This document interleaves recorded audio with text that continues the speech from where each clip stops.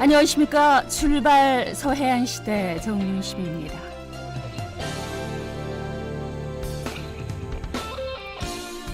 그동안 말만 무성했던 금호타이어 광주공장의 한평 이전이 추진되는 모양새입니다. 최근에 한평 월야면에 있는 빅그린 산단 조성사, 한국토지주택공사 LH에 공장 이전 부지 계약 보증금을 금호타이어가 납부했다, 이런 소식이 들립니다. 공장 부지는 빅그린 산단 50만 제곱미터 규모인데요. 친환경 타이어 생산 공장을 설립할 예정이라고 하죠.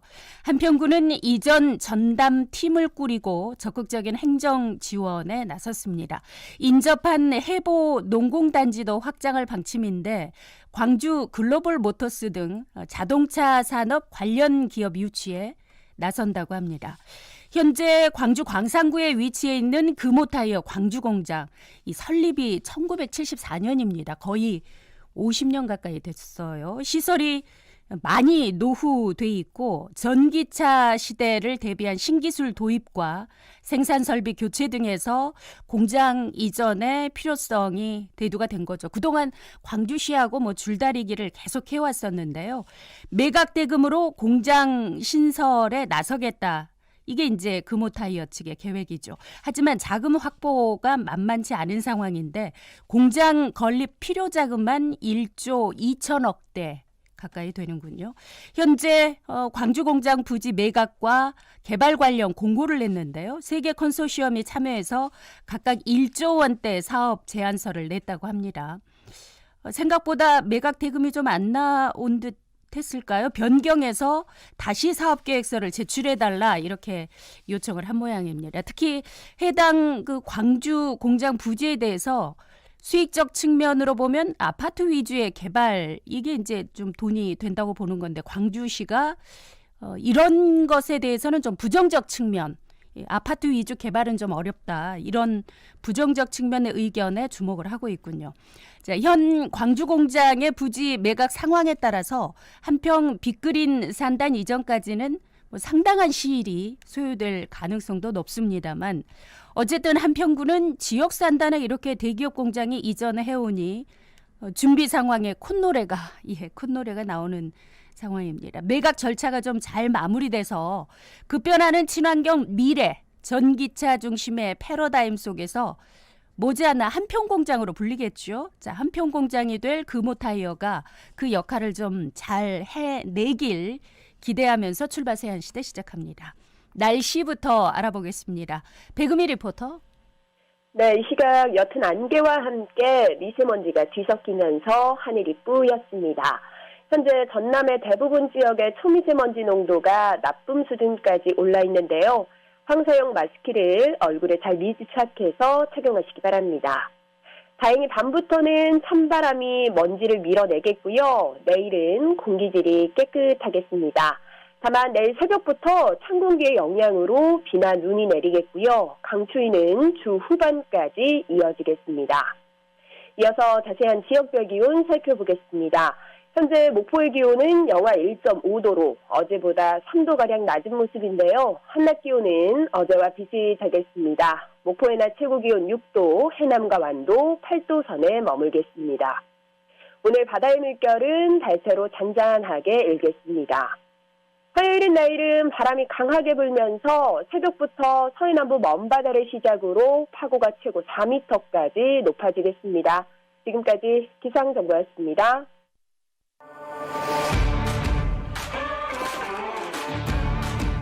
요즘 라디오 듣는 프로 있어요? 라디오 어떤 프로요? 제가 출근길에 자주 듣는 프로그램이 하나 있어요. 그게 뭔데요? KBS 목포방송국 출발 서해안시대. 이걸 들으면 지역의 문제 또 사회 문제에 대해서 귀가 아주 밝아지고 열리는 그런 느낌입니다. KBS 목포라디오 출발 서해안시대 생방송으로 함께하고 있습니다. 지금 시각 8시 35분 되고 있습니다. 자, 시사 포커스, 오늘 정치 이슈 살피는 시간입니다. 사단법인 상생나무 도시재생연구소의 김종익 소장님 연결합니다. 소장님 나와 계시죠? 네, 안녕하세요. 네, 새해 들어서 첫 정치 분석입니다. 새해 복 많이 받으시고요. 네. 네, 새해 복 많이 받으십시오. 네. 지난주에 국민의힘 내부가 뭐 요동을 쳤습니다. 뭐 국민들 다 아시겠지만 그래서 후보들의 지지율 역시 크게 지금 움직이는 상황이 됐어요. 뭐 정치는 생물이다 이런 게 실감나는 한 주였습니다. 네, 이럴 수도 있구나. 네. 이런 생각이 들죠. 네. 정말 이게 알 수 없는 게 민심이고 또 한 치 앞도 볼 수 없는 게 정치라는데 정말 대통령 선거 지지율 그렇게 나타나는 것 같습니다. 조금 요약해 보면요. 네. 한마디로 윤석열 후보의 지지율이 크게 떨어졌다. 이렇게 좀 볼 수 있고요. 크게 떨어지면서 상대적으로 이재명 후보는 지지율에 큰 변화는 없습니다만 압도적 1위를 결국은 좀 차지하게 됐다. 그런데 이게 지지율이 계속 올라간다기보다는 지지율이 좀 박스권에 좀 머물러 있긴 한데 워낙 윤 후보의 지지가 떨어지다 보니까 오차범위 밖에서 큰 차이로 앞서고 있고요. 네. 윤석열 후보를 지지했던 상당수가 이 표가 어디로 갔는가를 봤더니 결국 안철수 후보에 가더라. 이렇게 안철수 후보가 확실히 뜨는 상황으로 요약이 됩니다. 한마디로 말씀드리면 윤석열 하락세, 안철수 상승세, 이재명 박스권에서 선두.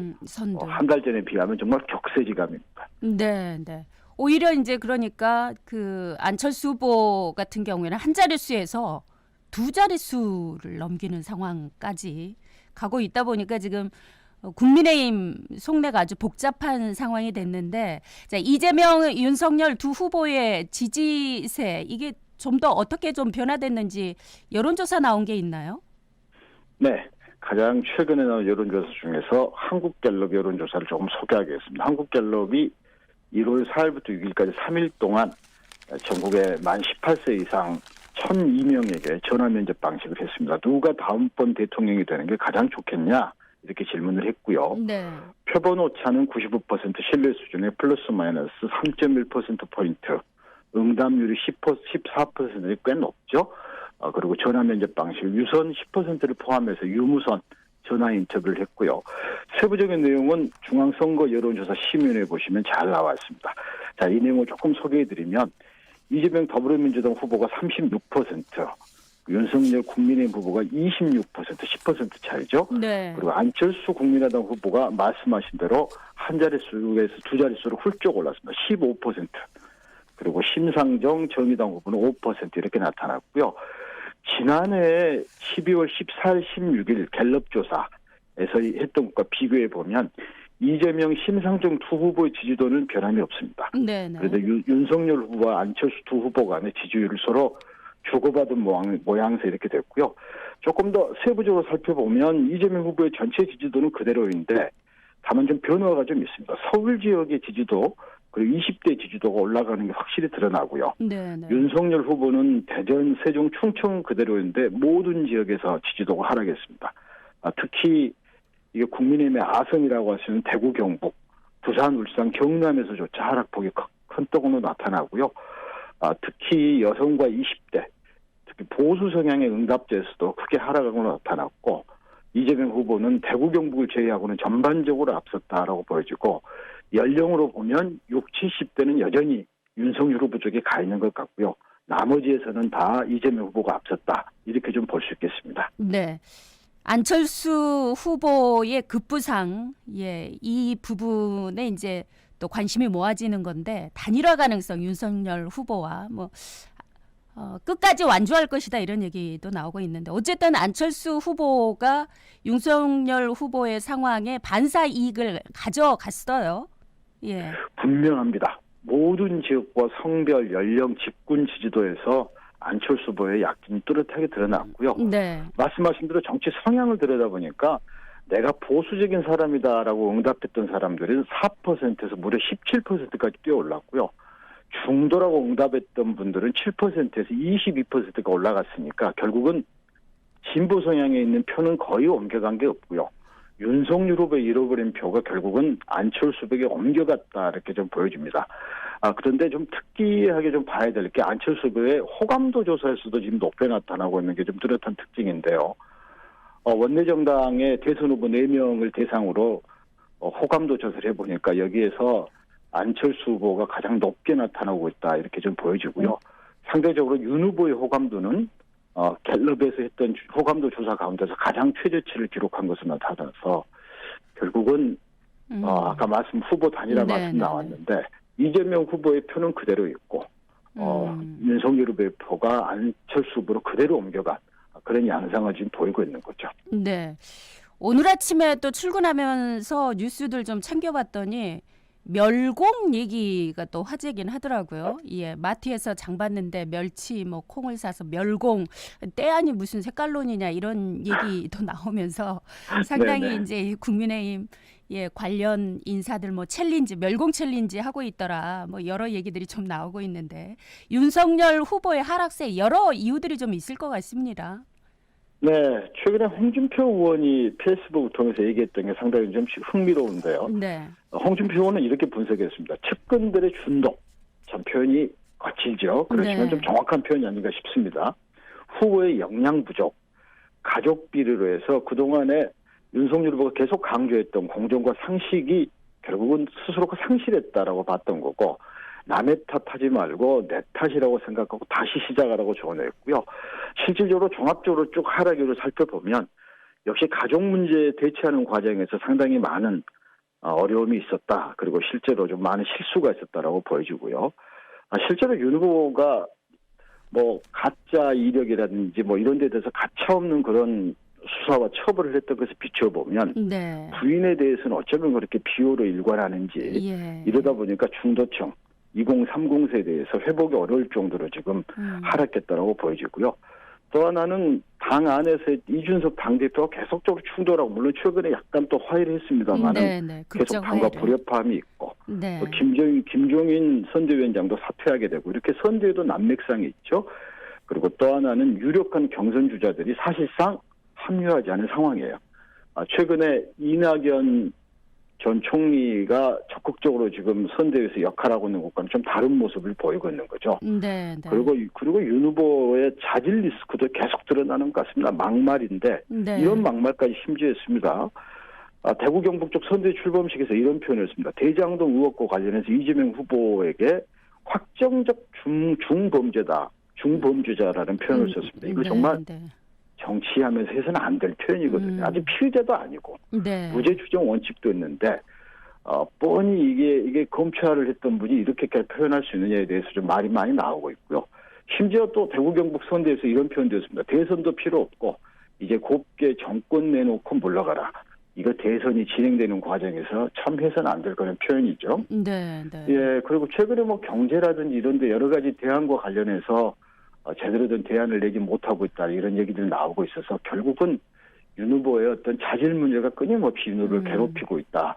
좀 이렇게 보여지고요. 네. 앞으로 이게 어디까지 이렇게 나타날지는 알 수 없습니다만은 상당히 좀 후보가 검증되는 과정에서 윤석열 후보의 또 자질 논란이 계속적으로 야기되고 있다. 이렇게 좀 보여집니다. 그래서 이제 토론에 더 관심이 갈 수밖에 없는 건데 어쨌든 최근에 또 페이스북에 여가부 폐지라든지 군장병 월급 200만 원 이것도 논란이 좀 많이 되더라고요. 어쨌든 네네. 상황을 좀 지켜볼 건데 선거는 구도의 싸움이다 이런 얘기도 많이 하는데 야당에 유리한 선거 구도가 이제 근본적으로 좀 달라진 상황이 됐다, 바뀌었다 이렇게 봐야 됩니까? 예, 변화는 있는데 아직 네네. 선거 구도가 근본적으로 달라진 것 같습니다. 달라진 것 같다고 보긴 좀 어려운데요. 근본적으로 일단 정당 지지도에서 한동안 유지됐던 국민의힘 우위가 일단 깨졌습니다. 그렇죠. 이번 조사에서 더불어민주당의 정당 지지도 34%, 네네네. 국민의힘 29%, 아까 갤럽 조사입니다. 이런 상황을 보게 되면 정당 지지도에서는 이 판이 일단은 변화가 생겨났다고 보여지는데 가장 중요한 건 역시 정권 교체 여론이냐 아니면 정권 유지냐 이쪽인데 이게 이제 네. 가장 중요한 판인데 여전히 정권을 유지해야 한다는 여론보다는 정권을 교체해야 한다는 여론이 10%, 15% 이렇게 높게 나타납니다. 그래서 여전히 판 자체가 근본적으로 변화하지는 않았다. 좀 이렇게 보여지고요. 앞으로 그렇기 때문에 이 구도 싸움에서 보면 이재명 후보와 민주당 자력으로 지지율을 끌어올리는 데는 어느 정도 한계가 있는 게 지금 계속 박스권에서 머물고 있는 게 좀 잘 드러나고 있는 상황인데 네.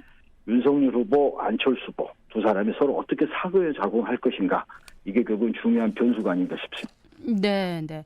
이게 또 하나 관심 가는 게 그러면 광주 전남의 민심은 지금 현재 전국적으로 후보에 대한 지지도가 요동치는 상황에서 이 지역의 민심은 어떻게 나타났나 이것도 짚으시나요? 보니까? 네, 아까 갤럽 여론조사를 다시 옮겨와서 말씀드리면 네. 이재명 후보는 61%에서 65%로 소폭 상승했습니다. 예전처럼 열광적 지지는 나타나고 있지만 역시 압도적 우위죠. 그런데 윤석열 후보가 15%에서 7%로 떨어져서 완전 반토막이 났습니다. 네, 네. 그리고 광주 전라에서 안철수 후보가 14%니까 전국 지지율이 15% 거의 똑같죠.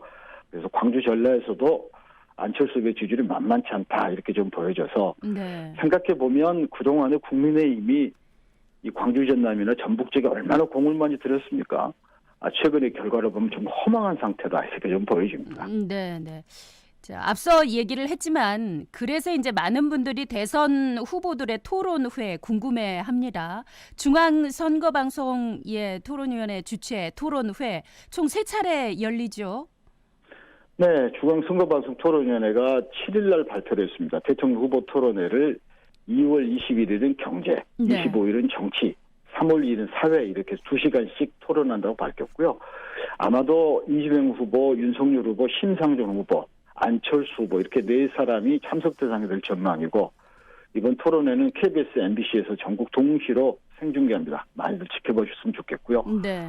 사실 토론 관련해서는 그동안에 윤석열 후보가 한석호 토론을 안 하겠다, 토론이 필요 없다 이런 태도를 일관했는데 최근에 태도를 바꿨습니다. 네, 네. 토론회 이거 선거방송 토론회 3번 가지고 되겠냐 더 하자 이렇게 좀 오히려 제안을 했고요. 네. 여기에 대해서 이재명 후보가 얼마든지 좋다 환영한다. 아마도 중앙선거방송 토론회 전에 아마 우리가 윤석열 후보, 이재명 후보 토론회를 보게 될 전망입니다. 네. 어쨌든 정치권에서는 대선도 대선인데 그 속내에는 뭐 국회의원들 포함해서 정치인들 6월 지방선거에서의 본인의 역할 이 부분을 염두해 두는 움직임들에 대한 분석도 있습니다. 6월 지방선거 얘기를 좀 해 볼 텐데요. 어제 이제 목포 MBC 뉴스 보니까 김종인 소장님이 인터뷰한 게 있으시더라고요. 지역 정책이 안 보인다. 정책 선거를 해야 되지 않느냐. 뭐 이런 얘기들 인터뷰를 하셨던데 비전과 정책 이게 이제 지방선거에서 좀 더 초점에 맞춰져야 된다 이런 얘기 하셨죠? 예, 내년 올해 지방선거는 볼만한 선거긴 합니다. 왜냐하면 네. 리턴 매치가 많아요. 리턴 매치. 전현직 단체장들이 다시 무대에 나와서 싸우는 되게 많이 나타나는데 이를테면 전직 목포 같은 현직. 경우도 네. 김종식 현 시장과 박홍률 전 시장, 네. 강진의 경우도 이승우 강진 군수와 전 강진원 군수, 네. 네. 그리고 장흥에서도 역시 마찬가지로 전현직 네, 군수 네. 이렇게 해서 상당히 리턴 매치들이 많기 때문에 재미있는 선거판이긴 한데 문제는 왜 선거에 나왔냐는 거예요. 왜 나왔는데? 이게 사람만 보이고 비전과 정책이 보이지 않습니다. 누가 나올 거다는 사람에 관한 얘기는 많은데 네. 비전이나 정책이 보이지 않는 가운데서 상당히 좀 정책 실종된 선거로 가지 않겠냐 이렇게 보여지는데 특히 이런 게 있죠. 지금 대통령 선거가 진행된다는 것은 결국은 대통령 후보들이 내세우는 정책에 자신의 정책을 태워서 좀 제대로 된 지역 비전을 오히려 얘기할 수 있는 좋은 찬스죠, 어떻게 보면. 네. 네. 그런데 이런 찬스를 살리고 있지 못하다 이렇게 보여지고요. 결국은 이렇게 비전과 정책이 보이지 않은 상태에서는 정당이 어떤 역할을 할 건가, 네. 또 후보자 스스로가 어떤 역할을 할 거냐, 유권자가 정책에 대해서 관심을 얼마나 갖느냐가 중요합니다. 그래서 비전과 정책을 내놓고 검증할 수 있는 그런 지방선거에 잔유될 수 있도록 유권자들도 압력을 행사해야 된다. 저는 이렇게 생각합니다. 네. 저도 뭐 지역민들도 보셨겠지만 목포 시내 돌아다니다 보면 현수막이 하나 붙어 있습니다. 민주당이 붙인 건데 민주당이 많이 부족했습니다. 2022년 더 잘하겠습니다. 이런 현수막이 붙어 있는데 이 부분에 있어서도 너무 추상적이다 이런 지적 소장님 하셨더라고요. 그동안에 나와 있는 현수막 보면 네. 지역에 대한 정책이나 비전에 관한 현수막이 없어요. 그냥 중앙정치에서 했던 거 무슨 법이 통과가 됐다, 무슨 예산이 그랬죠, 통과됐다 그랬죠. 이런 식의 구호만 있는 그런 그런 현수막 아닌가요? 그리고 잘하겠습니다. 뭘 잘해야 되는 거예요? 무엇을 어떻게 잘해야 되는 거죠? 네. 국민의힘도 여기에 사무실까지 제대로 차리고 있는데 도대체 뭘 했으며 네. 여기에 지배정당이라신 민주당도 도대체 그렇죠. 무엇을 했으며 지역의 비전과 발전을 위해서 앞으로 어떻게 할 것인지에 대한 그런 거 내놓고 자꾸 지방선거도 정책선거로 공당이 이끌어가야 되는데 한마디로 정당의 그런 선도적 역할이 지금 실종돼 있다. 이런 점에서 유권자들이 뭐 죄송합니다. 잘하겠습니다. 이런 현수막을 그렇게 네. 뭐라 할까요? 좀 친숙하게 볼 수 있을까요? 긍정적으로 볼지 의문입니다. 네. 유권자들도 많이 바뀌었습니다. 시선도 달라졌고요. 수준도 달라졌습니다. 네. 그런 측면으로의 이번 6월 지방선거 어떻게 할지 지역민들 유권자 입장으로 잘 지켜봐야 될 것 같은데 지난주에 관심 가는 뉴스가 하나 있었습니다. 전남도 선관위가 이제 뉴스에는 뭐 지역 이름도 다 나왔는데 모 기초단체장 선거 입후보 예정자의 배우자 그리고 관계자 2명을 공직선거법상의 선거운동 대가를 제공했다. 또 기부행위 혐의로 지난달 말에 검찰에 고발을 한 일이 있습니다. 이게 이제 목포에서 있었던 일인데요. 이거 좀 더 들여다봤으면 좋겠습니다. 예, 말씀드려야 되겠습니다. 전남선관위가 1월 6일자 전남선거관리위원회 홈페이지 들어가면 탁 나옵니다. 네. 전남선관위가 제8회 전국 동시지방선거 전국 첫 포상금 1,300만 원 지급 이렇게 해서 아주 대문짝만하게 보도자를 냈는데요. 내용을 보면 이렇습니다. 모 기초단체장 선거, 그러니까 시장 군수 얘기입니다. 네. 입후보 예정자의 배우자 A씨와 관계자 2명을 공직선거법상 선거운동 대가 제공 및 기부행위 혐의로 검찰에 고발했다. A씨는 측근들을 통해서 지난해 한 인사에게 내년 6월 지방선거를 도와달라 현금 100만 원 네. 그리고 선거 구매에게 나눠질 새우 15박스 90만 원 상당이라는데요. 한마디로 말씀드리면 새우를 나눠달라. 그리고 여러가 도와달라서 금품 100만 원을 제공한 건데 그런데 문제는 이걸 받은 분이 선관위에 신고한 겁니다. 네. 그래서 신고를 접수한 선관위가 내용을 확인해보고 검찰에 고발했으니까 상당히 사실에 가깝다고 봐야 되겠죠. 네. 그리고 선관위는 이런 거죠. 후보자에게 금품을 받았더라도 선관위가 알기 전에 관련 사실을 신고하면 과태료가 면제되고 포상금도 받을 수 있다. 네. 포상금이 무려 1,300만 원입니다. 전국에서 처음이라고 해서 처음이랍니다. 더 처음 이번 지방선거 앞두고 처음이고요. 네. 이 보도자료에서는 특정인이 지명되지는 않았습니다. 네. 그런데 지역 정가에서는 A씨가 현 목포시장의 부인이 아니냐. 뉴스원에서는 이걸 확인했다라고 그런 보도를 했고요. 여기에 대해서 목포시장은 이렇게 했습니다. 선거 치료되면 고소고발이 난무하고 선관위에 신고한 당사자가 누군지 두고 보면 알게 될 거다. 네. 특정 상대 후보가 연관되어 있다. 이걸 암시했는데 참고로 선거법은 이렇게 되어 있습니다. 배우자가 공직선거법이나 정치자금법 위반으로 300만 원 이상의 벌금형을 받으면 네. 후보가 당선 무효됩니다. 당선 무효. 아마 이게 이번 선거에서 가장 크게 지켜봐야 될 건이 아닌가 싶은 생각이 듭니다. 돈 선거 안 해야죠.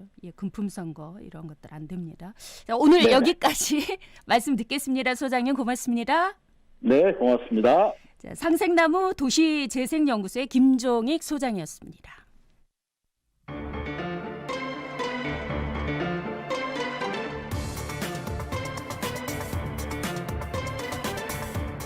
시사가 있습니다. 정보가 있습니다. 지역 여론이 있는 곳에 출발 서해안 시대가 있습니다.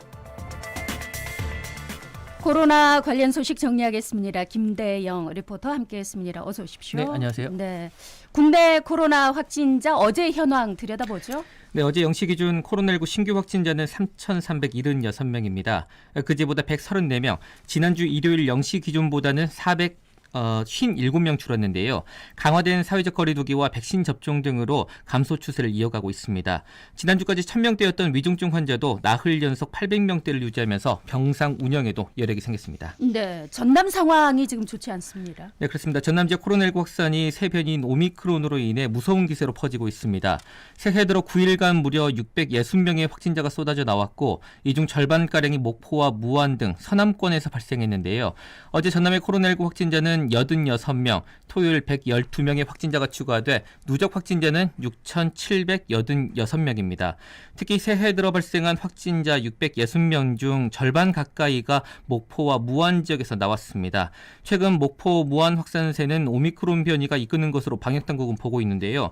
현재 목포의 한 장례식장과 유흥업소 집단, 연쇄 감염자들이 잇따라 오미크론이 확진됐기 때문입니다. 방역당국은 유증상 확진자들도 공기 중 감염 등으로 오미크론에 감염됐을 것으로 추정하고 있습니다. 네, 어제 지역별 감염 상황 들여다보죠. 네, 지역별로는 목포에서 33명으로 가장 많았고요. 나주 19명, 한평 10명, 무안과 완도에서 각각 4명 등입니다.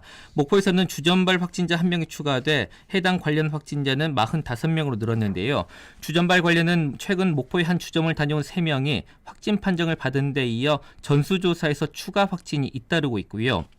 또 목포에서는 시장 관련 전수조사와 운동시설, 선박 관련 검사 등을 통해 산발적으로 확진자가 발생하고 있습니다. 네, 목포와 인접한 무안에서도 확진자가 좀 많이 나와요. 네, 토요일과 어제도 이제 확진자들이 추가됐는데 토요일에는 고등학생과 초등학생 등이 확진됐습니다. 네. 격리 중 확진 판정을 받아 추가 접촉자는 없는 것으로 파악됐고요. 앞선 지난 5일 무안에서는 초등학교발 집단 감염 발생 이후 학생과 학부모 등 30여 명의 확진자들이 추가됐는데요.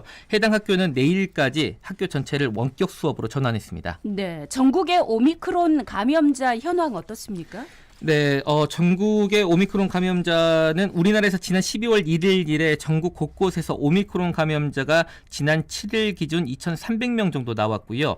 전남은 현재 오미크론 확진자는 모두 122명으로 늘었습니다. 네, 오늘부터 대형마트, 백화점 등의 방역 패스 적용이 되죠. 네, 그렇습니다. 백신 접종 증상 증명이나 PCR 음성 확인서 등이 없다면 대형마트와 백화점 등에 입장할 수 없는데요. 다만 방역 패스 예외 대상인 만 18살 이하 소아청소년은 접종 여부와 관계없이 이용할 수 있습니다. 방역당국은 현장의 혼란을 줄이기 위해 일주일간의 계도 기간을 두기도 했는데요. 식당과 카페 등 다른 시설에 적용 중인 방역 패스 계도 기간은 어제로 끝났고 오늘부터 이를 어길 경우 과태료 나 행정처분을 받는데요. 방역패스 유효기간은 2차 접종 후 14일이 지난 날부터 180일이고요. 유효기간이 지났거나 임박한 경우 3차 접종을 하면 접종 즉시 효력이 생깁니다. 네, 자, 코로나 관련 소식 여기까지 정리를 하죠. 김대영 리포터였습니다. 출발 서해안 시대, 유튜브에서도 실시간 청취할 수 있고요. 생방송도 곧바로 여러분 들어오시면 같이 들으실 수 있습니다. 출발 서해안 시대 유튜브에서 많이 검색해 주시고요. 오늘 순서 여기서 마칩니다. 고맙습니다.